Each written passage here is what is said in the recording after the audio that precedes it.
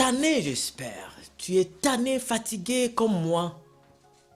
Partout où tu regardes, tu trouves toujours les gens parlent des coachs, des aides, de ceci, ils vont t'aider à cela. Les gens qui parlent, non, tu vois, pour arranger ton problème, il faut telle chose, il faut ceci, il faut cela. Mais remarquez, dans tout ça, les gens cherchent plus l'argent. Et ils veulent faire de l'argent dans le dos des autres personnes. Ils ne veulent pas seulement révéler leurs vrais égos, leurs vrais soucis et leurs vrais problèmes. C'est de l'argent. Mais ils ignorent qu'il y a des gens qui souffrent. Il y a des gens qui ont sérieusement besoin d'aide. Il y a des gens qui ont sérieusement besoin de soutien. Ils ont des problèmes dont leurs problèmes nécessitent qu'on les apporte des solutions. Et oui, c'est vrai. Alors cette vidéo concerne toute personne qui est en relation amoureuse avec quelqu'un. Cette émission concerne ceux-là qui sont en couple, ceux qui sont mariés. Cette émission concerne ceux-là qui sont déçus. Si tu as été déçu dans ta vie, ou si tu vis les divorces dans ton foyer, alors suis-moi très bien jusqu'à la fin. J'ai quelque chose de spécial pour toi. Alors ceci, c'est une solution, non par bague magique comme certains le présentent, mais c'est une solution qui va avec toi. Et dans ça, nous allons aller comprendre les deux potentialités donc que tu as. Et ce que tu as toujours négligé et ignoré. Et à travers ces enseignements ou ces encadrements, tu vas aller comprendre ta vraie valeur. De combien tu vaux. Ah oui. Alors c'est vrai, tu n'as pas un montant fixe à propos de ce que tu coûtes. Mais c'est juste pour te révéler tes vraies valeurs. Remarquez, tu n'es pas seulement l'homme extérieur que nous voyons. Tu n'es pas seulement l'homme physique que tout le monde peut admirer aujourd'hui, ou même d'autres peuvent te détester. Tu n'es pas que cela. Tu es avant tout un homme spirituel. Tu as en toi un côté très puissant et très grand. C'est le côté spirituel. Vous savez, ça a été prouvé que l'homme est composé de l'âme, esprit et corps. Et regardez très bien, chaque partie de l'être humain a sa signification et a son importance dans la vie. Très bien, souvent quand nous mangeons la nourriture, c'est pour nourrir notre chair, pour nourrir notre peau. Elle est bien, c'est bonne chose. Quand nous partons à l'école, quand nous prenons des enseignements, du genre comment être dans la société, comment devenir un médecin, apprendre un métier, comment faire pour être un plombier, un pompier, comment faire pour être un infirmier ou une infirmière. Tout cela, ce sont des professions, des métiers que nous pratiquons ou alors nous apprenons pour pratiquer par la suite. Cela se passe avec notre âme. L'âme de la personne est responsable de l'intelligence de l'homme, responsable de ses émotions, de ce qu'il ressent, de ce qu'il donne, de ce qu'il réagisse. Mais ce n'est pas fini. On a une autre partie qui est l'esprit. L'esprit de l'homme. L'esprit de l'homme. Est-ce que tu sais que tu as un esprit en toi? Ton esprit, c'est la meilleure partie de toutes les parties de ton corps. Ton esprit, c'est la partie supérieure de toutes les parties de ton corps. Car c'est ton esprit qui donne l'aval, qui donne l'ego dans ta vie. Oui, ton esprit. Vous savez, la Bible dit qu'en réalité, dans l'homme, c'est l'esprit qui est le souffle du Tout-Puissant. Dans l'homme, dans ton vrai être, c'est ton esprit.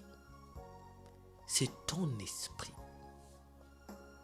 L'esprit de l'homme communique avec le Créateur.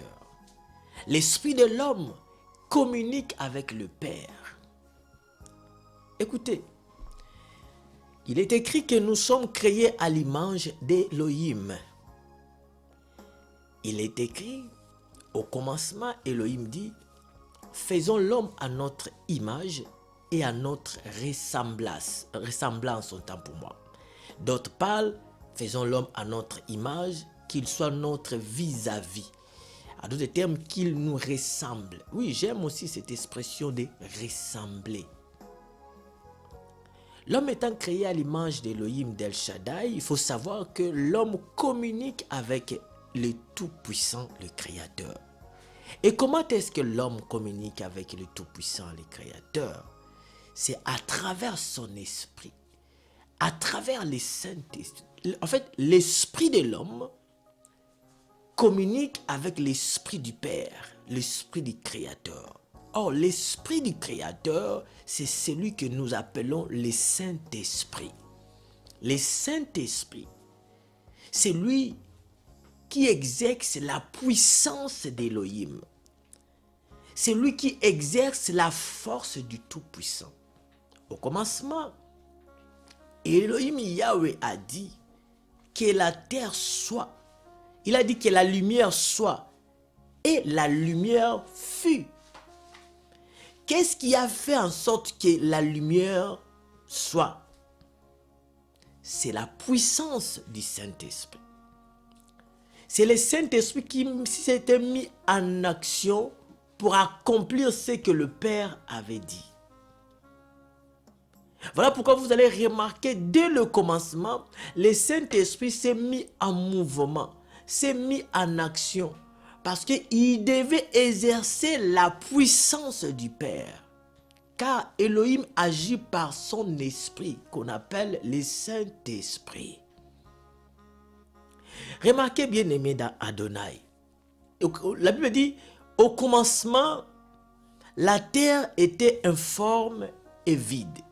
Il y avait des ténèbres à la surface de l'abîme et l'esprit d'Elohim se mouvait au-dessus des eaux. Voilà comment nous voyons l'esprit se met, il se révèle en première position sur terre. En fait, dans l'espace du temps, il s'est révélé.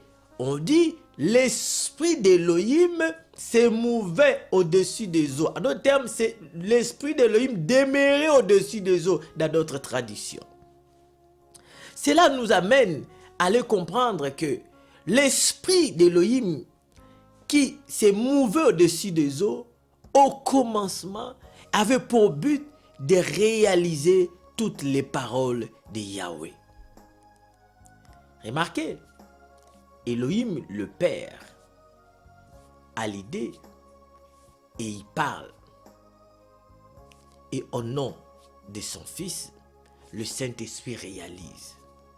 Vous allez remarquer aussi, bien-aimés, que le Saint-Esprit est aussi la dernière personne à se manifester sur terre parmi les vivants.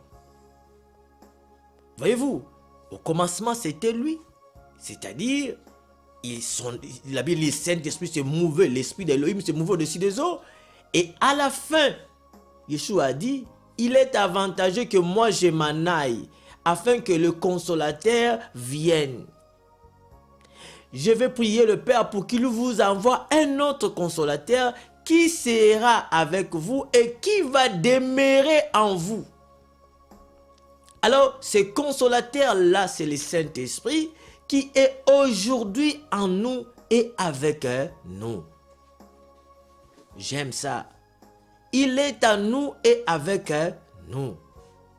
Le Saint-Esprit, le consolateur. Alors, comme je disais, notre corps physique mange la nourriture que nous lui préparons. notre âme mange aussi des professions ou des livres que nous lisons, de toutes d'autres choses que nous pouvons lui donner pour accueillir la connaissance, pour accueillir certaines compétences, ainsi de suite. Mais notre esprit, l'esprit véritablement de l'homme, se nourrit que de deux choses. Premièrement, de la parole d'El Shaddai, Elohim Yahweh, ou alors des œuvres ou des paroles du diable. Mais oui, parce que ne faut pas oublier que le diable aussi chérit l'esprit que Elohim a mis en toi. Le diable chérit l'esprit d'Elohim, l'esprit là que Elohim t'a donné. Ton esprit, voilà pourquoi ils veulent à tout prix s'accaparer de ton esprit, de te posséder, de régner, d'être maître en toi. Parce qu'une fois assis dans ton esprit, il t'a eu. Et tout ce que ton corps et ton âme fera, ça sera émané de lui. Car l'âme, l'esprit est censé passer le message dans l'âme de la personne et l'âme de la personne passe le message dans son corps. Remarquez, avant de prendre ton téléphone pour me suivre là, ça a commencé par comme on dit, dans tes pensées. La pensée, en quelque sorte, est immatérielle. C'est ton intérieur. Il est vrai que parfois, les activités de l'esprit et de l'âme est parfois difficile à cerner. Oui, pour simple raison, c'est parce que les deux sont immatériels. On ne voit pas l'âme de la personne. Amen, amen. On ne le voit pas, on ne la voit pas. Pourquoi? Parce que c'est immatériel. L'esprit également est immatériel. Est-ce que vous comprenez? Donc, vous allez comprendre, même la conscience est le fruit de l'esprit de l'homme. Alors, si ton esprit est nourri par la parole d'El Shaddai, cela va te permettre de faire quoi? D'avoir une conscience enrichie, une conscience nourrie, une conscience bien approfondie dans les choses du royaume. Et tu verras que le Saint-Esprit t'aidera dans n'importe quel détail de ta vie. Il est vrai, dans la vie, on a besoin d'être guidé. Oui, on a besoin d'avoir un boussole, d'avoir quelqu'un qui nous dirige. Et le Saint-Esprit est là pour nous diriger. Le Saint-Esprit est là pour nous orienter, pour nous indiquer le chemin. Mais comment faire? Vous devez le découvrir. Vous devez lui connaître. Il n'est pas quelque chose. Il n'est pas une force. Il est Elohim. Car la Bible dit, personne ne peut sonder la profondeur de l'homme si ce n'est que l'esprit de l'homme.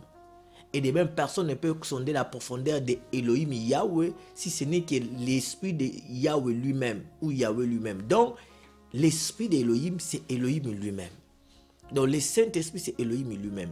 Mais c'est la manière dont le Père travaille dans diverses cités. Il travaille dans plusieurs dispensations.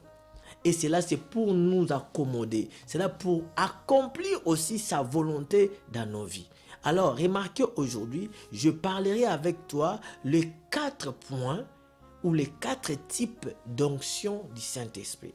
Dans l'ancienne alliance ou l'Ancien Testament, très souvent, l'onction d'huile est symbolisée comme le Saint-Esprit et comme l'image du Saint-Esprit, l'onction d'huile.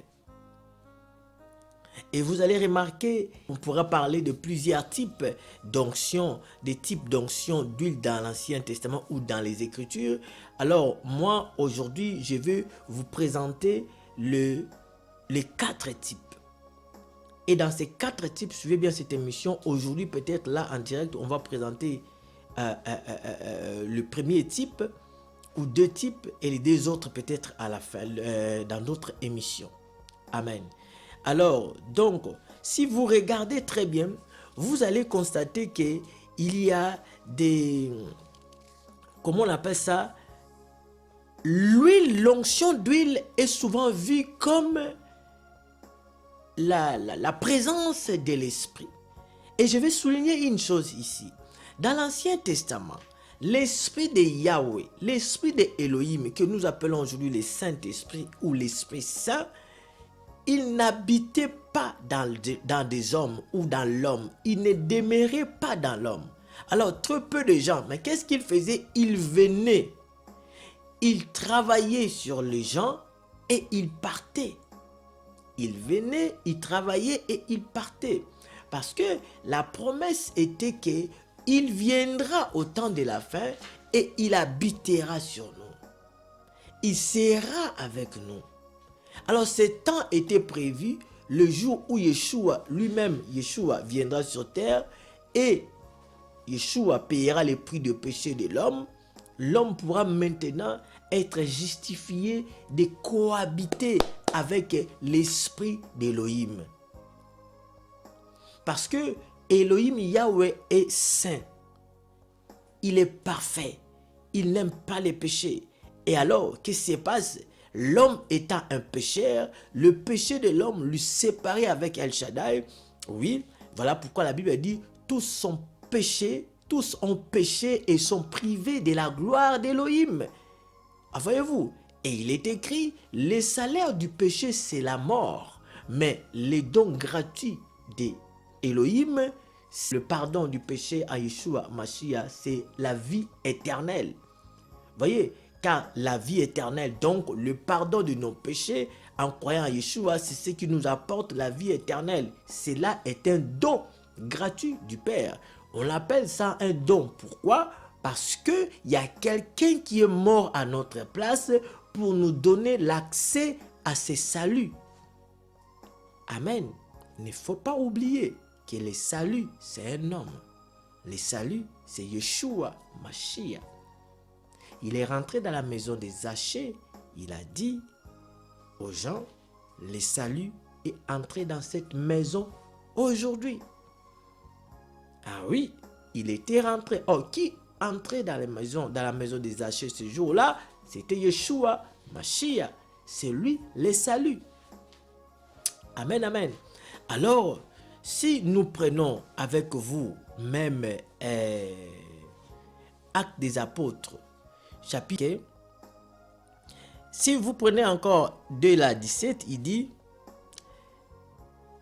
là il récite, il dit, ceci est l'accomplissement de ce qui a été annoncé par le prophète Joël. Il dit, dans les derniers jours, dit Elohim, je répandrai de mon esprit sur toute chair.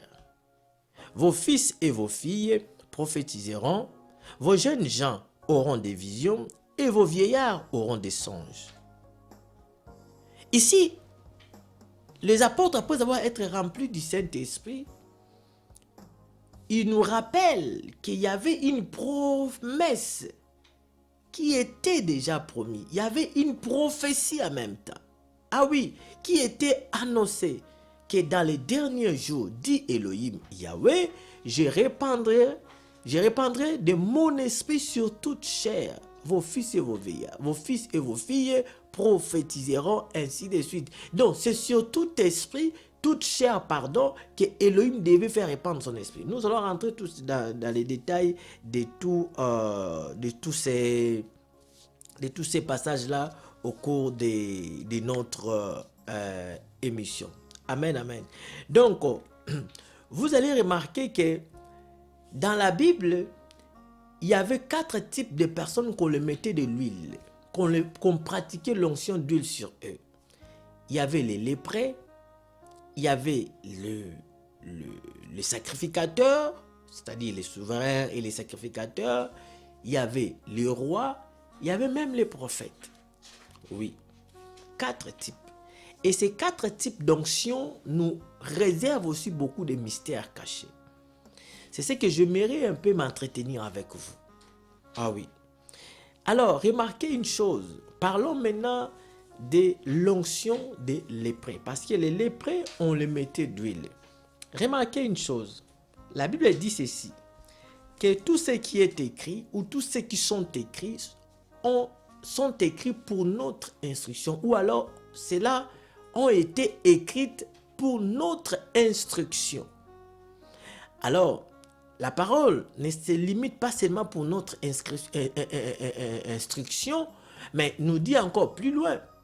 Et que Yeshua a dit, ces choses, c'était en l'ombre des choses à venir. Alors, si dans la loi, suivez-moi très bien, si dans la loi de Moïse, on trouve l'onction d'huile pour les lépreux, alors cela me donne le droit, en tant qu'apôtre, d'aller faire sortir l'ombre de cette loi-là. D'aller faire sortir la réalité de cette ombre. Je répète, si l'onction des lépreux ou les 4 types d'onction que nous pouvons citer ici, nous les trouvons par exemple dans la loi de Moïse, cela veut dire que nous avons l'obligation de chercher la réalité de cette ombre. Pourquoi? Parce qu'il est écrit dans le livre de Hébreux chapitre 10, verset 1 à 2, il est écrit en effet, la loi qui possède l'ombre des biens à venir, dont la représentation se trouve en Yeshua Mashiach. Est-ce que vous comprenez? Suivez-moi très bien, bien-aimé dans Adonai.